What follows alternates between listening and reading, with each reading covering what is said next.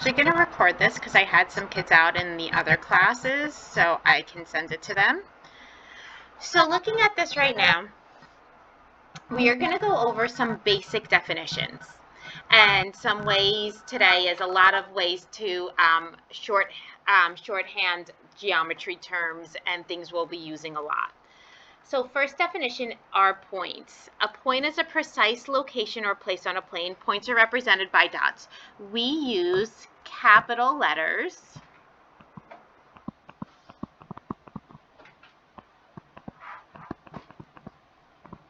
to name points. Lines are made up of points. All lines are straight and extend infinitely far in both directions. We can name a line in terms of any 2 points on it. All right, so now I'm going to teach you how to shortcut writing lines. And I'm going to be using these symbols all the time. So not only do you have to know how to write them, you also have to know how to read them. So I'm going to skip number 1 for now and come back. Let's go to number 2. The way we identify a line is we pick any 2 points on the line. The order of the points does not matter, and the points that you choose do not matter as long as they exist on the line that you're talking about. So I'm going to choose point B and point D to start. And now we need to let the reader know that this is a line. How are we going to let the reader know that this is a line? What you do is you draw a line over it. So this represents line BD. Can someone tell me, what do the arrows represent on these lines? What's your name? Selena. Selena? That they infinitely go in both directions. Excellent. So the arrows tell us we don't stop. This goes on forever in whatever direction. So this is going on to the left forever, going on to the right forever. It never stops. Can you physically measure a line? Can I take a ruler and figure out how long the line is? No, because a line never ends, right? It has an infinite length. It never ends, right? So what this is telling us is I have a line, and on this line I have a point B and I have a point D. The line's going past point D and the line's going past point B. Past point B, past point D. All right, so now, like I said, it does not matter the points you choose or the order of the points. So we could call this line BD. We could also call it line DB. Now, I don't even have to choose points B and D. I could call this line BC. And I could also call it line CB. How else can I name the same exact line? I forgot your name. What is it? Lucas. Okay, Lucas, tell me. DC. Good. We could name this line DC. How else can we name it? In the back? CD. You got it. Okay, so now I want to talk about how does number 1 look different than number 2? What's the difference between numbers 1 and 2?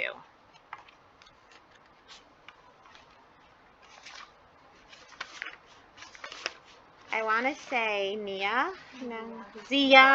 I knew it was an Ia. Good. It doesn't have any points. It does not have any points. So what is going on here? Zia said it doesn't have any points, and she's right. How come M does not count as a point, and how do we know it does not count as a point? Victoria? It's just floating out in space. There's no point directly there. Yeah, there's no dot assigned to it. That's one way, absolutely. And there's one more reason we know this is absolutely not a point. Sean? It's a lowercase letter. Excellent. It's a lowercase letter. All points are represented by capital letters. This is a lowercase letter, does not have a dot attached to it. It is definitely not a point. So what is this letter M used for? Well, sometimes what the textbook does, or mathematicians in general, what they do is they'll have a line, and instead of naming it with 2 points on it, they'll choose a lowercase letter and just name that line by the lowercase letter. So in this scenario, this would just be called line M. So that letter M, oh, can you take down that privacy border, please? Oh, you're still working? I'm sorry, sweetie, time is up. I thought they were all handed in.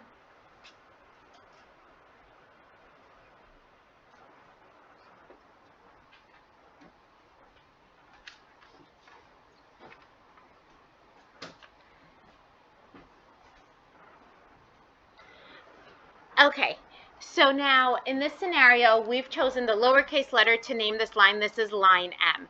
What people want to do that they're not allowed to is they want to use the lowercase letter, but then they also want to shorthand it like this. Unfortunately, that is not allowed. You can't do that. The only time you use the line symbol is when you're naming it with 2 points. Once we use the lowercase letter, we have to actually write out the word line.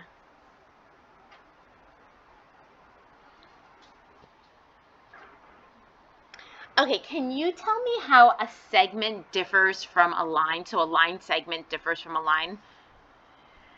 I'm bad with this class. Can you say it for me? Ever PS? Ever PS. Okay. A line segment like ends, but a line keeps going. Excellent. A line segment ends and a line keeps going. A line segment has a definite beginning. It has a definite end. Can I measure how long a line segment is? Can I take a ruler and measure a segment? Yeah. Can I ever measure a line? Never. Right? So a segment and a line are two completely different things. A segment is just a portion of a line. A segment is a portion of a line. So segments are made up of points and are straight. A segment has a definite beginning and end. A segment is named in terms of its 2 endpoints.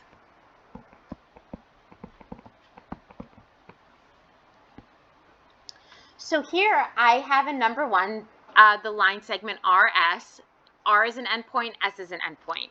What we're going to do is we're going to take the 2 endpoints, similar to a line. The order of the letters does not matter. So we're going to have point R and point S. And now any guesses on what I'm going to draw on top to let the reader know that this is a segment versus a line versus array? What should I do? Lucas? Yeah. Maybe a line with 2 dots at the end. Excellent. We don't even need to put the 2 dots on the end. We're just going to put a segment. And as long as we don't put the arrows, we know that it's a segment and not a line.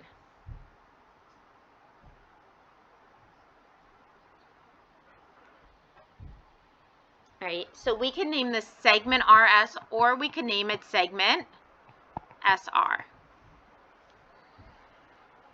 Now, I know number 2 is a vertical segment. It doesn't matter. We always write everything left to right. We don't model how the diagram is. So we always write everything left to right.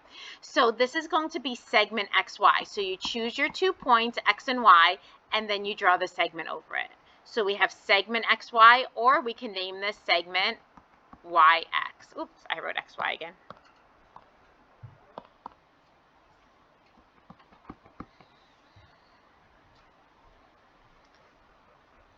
Okay, let's go on to how this is written. Now, in geometry, nothing is ever drawn to scale. What does that mean? It means just because a diagram looks a certain way does not mean it actually is that way. So just because we have a 90-degree angle, or it looks like, I should say, it looks like we have a 90-degree angle, doesn't mean it is a 90-degree angle. If I have a segment drawn, you cannot take a ruler and measure that segment to figure out how long it is, because it's not drawn to scale. Since nothing is drawn to scale, unless we're told that it's drawn to scale, we have to go by the given information. Whatever information they give us, that's what we know to believe is true. So let's say I gave you a segment called the segment AB, and I told you in the given information that this segment is 5 centimeters long.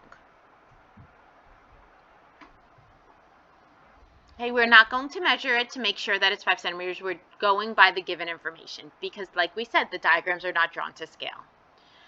Now, if we wanted to write that this segment AB is 5 centimeters long, the way it's written is you write AB equals 5 centimeters.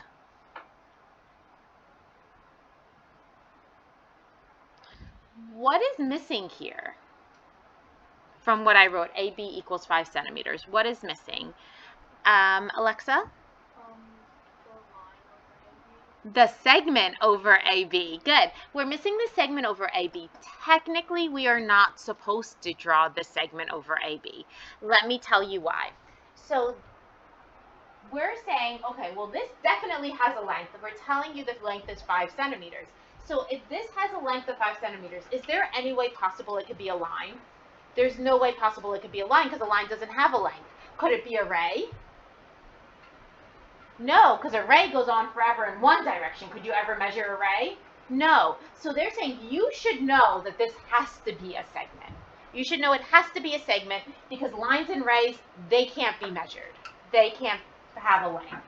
So technically speaking, you're not supposed to put the segment symbol over it if you're talking about the length of something. Now, for the purpose of this class, if you were to put the segment symbol over it, I would not take off points. In honors, they do, right? So in the honors class, if you were to put the segment symbol over it, they would take points off. For the purpose of this class, I do not care. I will not take off points. All right, let's keep going.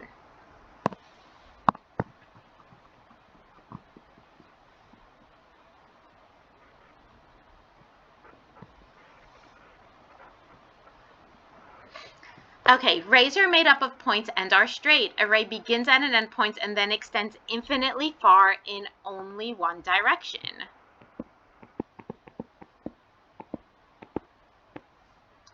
When we name a ray, we must name the endpoint first.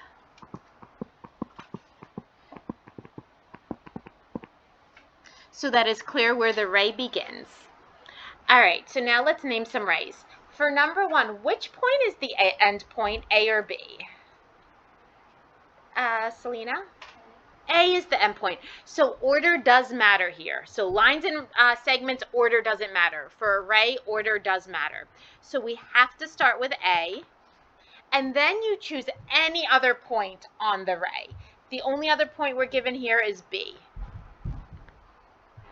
What do you think we're going to draw on top of this? Oh my goodness.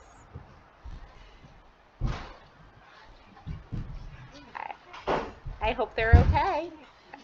I guess. All right, what should I draw on top of this? Maybe a line with only one arrow. Excellent. We're going to draw a ray on top of this. And what does this say when we're reading it? Like I said, you have to know how to write it, but you also have to know how to read it.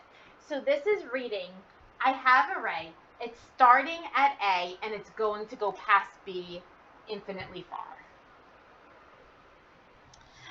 All right, now for number 2, a lot of kids want to flip this and draw it like this, C, E, and then the ray like that. They want to invert it.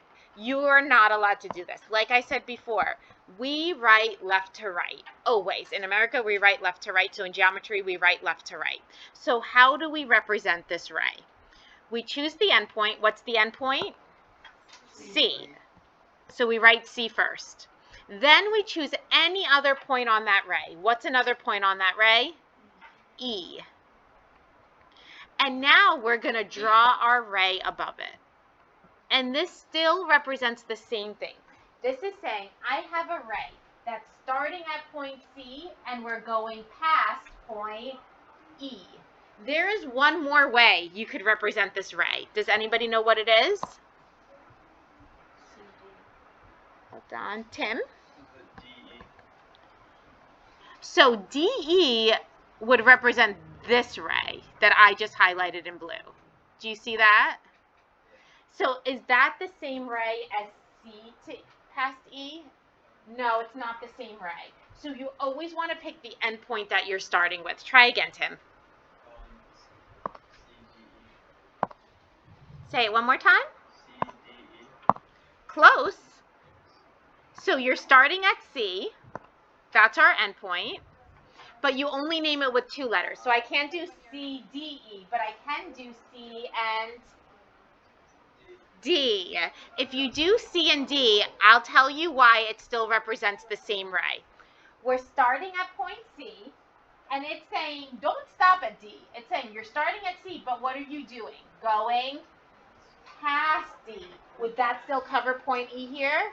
Yes, that's why it doesn't matter which point you choose after the endpoint. Yes, Lucas? Does the endpoint for array always have to be the first letter?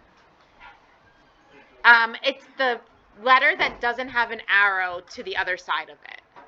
So is that what you call the first letter? Okay. So yes then. All right, let's talk about angles. I am like so distracted by all that noise that's going up there. I'm not up there. It is the roof above us, right? Or is there I think they're working on the vents like above us. Oh, the pool that they send the freshmen to every year? Okay. So here we have an angle is made up of two rays. An angle is made up of two rays with a common endpoint. This point is called, does anybody know what it's called, the pointy part of an angle? The pointy part of an angle starts with a V. Lauren? Vertex. Excellent. It's called a vertex. So this point is called the vertex of the angle. The rays are called the sides of the angle. All right, there are so many different ways to name angles, and I'm going to go through all of them for you right now.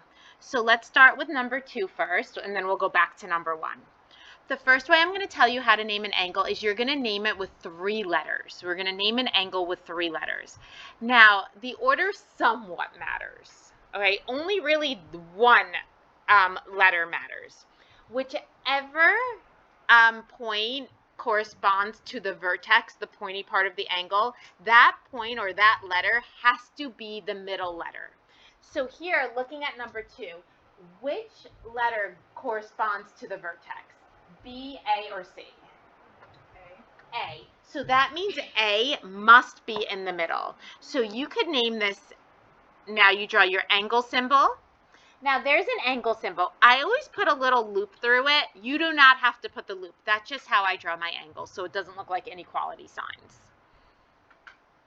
So now I have my angle symbol. Now I'm going to say B, and then A has to be in the middle, and then C.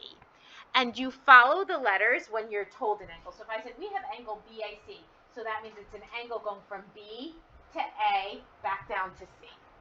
So you follow the letters in the order that it's written. So now I can name this angle BAC. What's another way I can name it knowing the vertex has to be the middle letter? Alicia? Excellent. Angle CAB.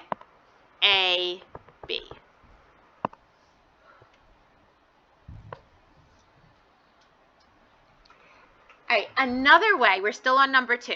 Another way to name an angle is just by its vertex. Another way to name an angle is just by the vertex. So looking at number 2, if I were to name this just by its vertex, how would I name it? It's going to have, yeah? Everipedis? Euripides, okay. Angle A. Angle A. All right, there is one more way to name an angle. The last way to name an angle is to put a number inside the angle.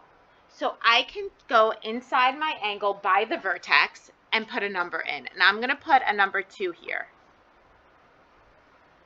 Now, I have decided, and we can write it in ourselves, and when we get to proofs where it's really complicated and the diagrams are really complicated, you're going to see me throwing numbers in for every angle because that's the easiest way to do it.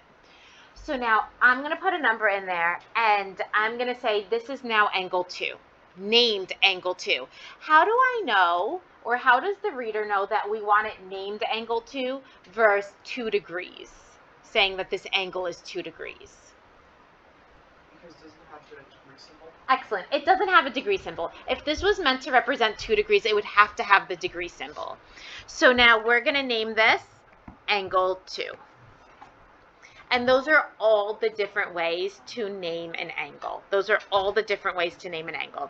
Now, you might be saying, well, you know what? I'm not going to use any of these ways. I'm just going to always name it by its vertex.